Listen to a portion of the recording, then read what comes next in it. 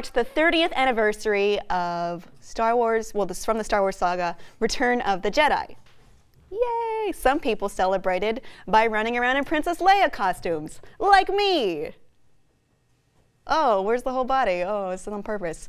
Okay, but J.W. Rinzler wrote another book. He also did this for, of course, Empire and the original, and he wrote another book that was kind of like a making of behind the scenes, and in it includes several facts you may not have known about Return of the Jedi. What are some of them, Kim? Well, here are 6 that you might not have known of.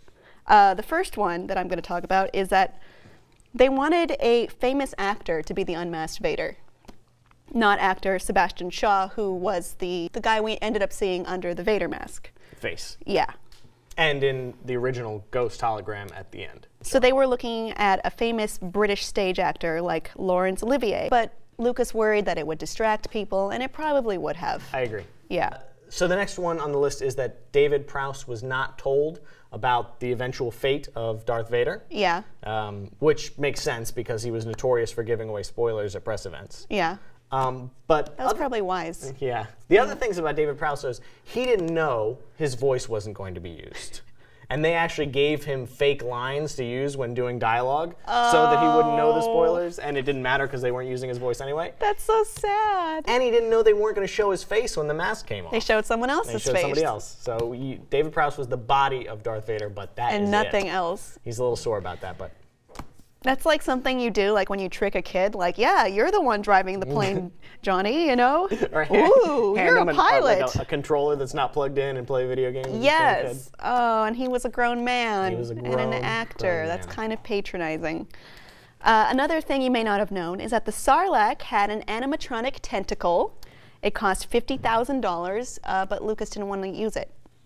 Yes, which harkens back to classic Lucas, which was like making the most of a scene on like a shoestring budget.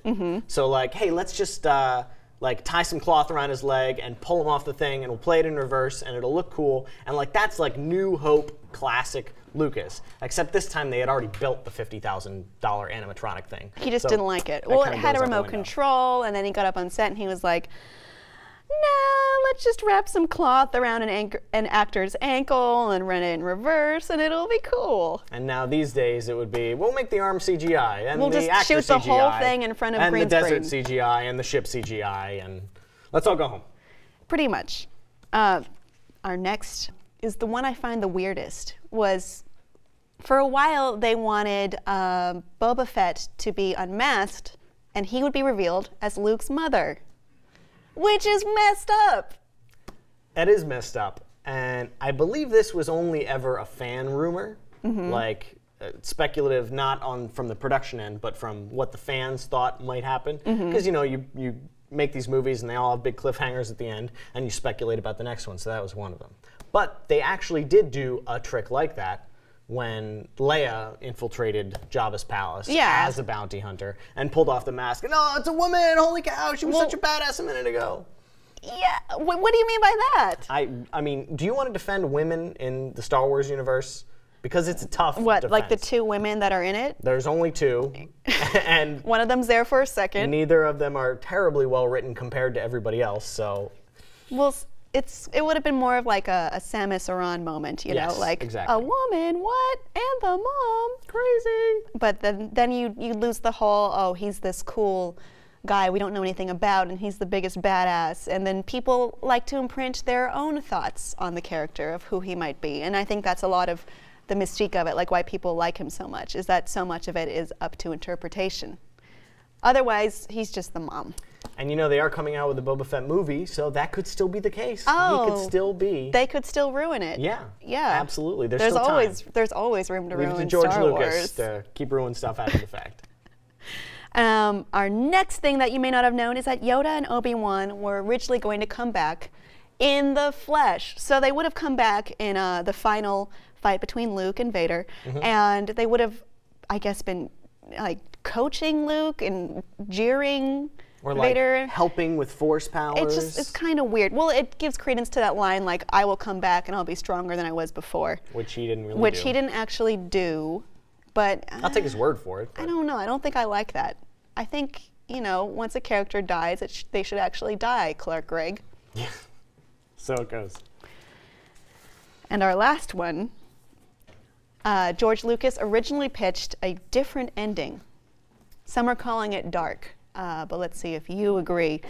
So, Lucas says Luke takes his mask off, Vader's mask. The mask is the very last thing. And then Luke puts it on and says, now I am Vader. Surprise, the ultimate twist. Now he's the bad guy and he's going to take over everything.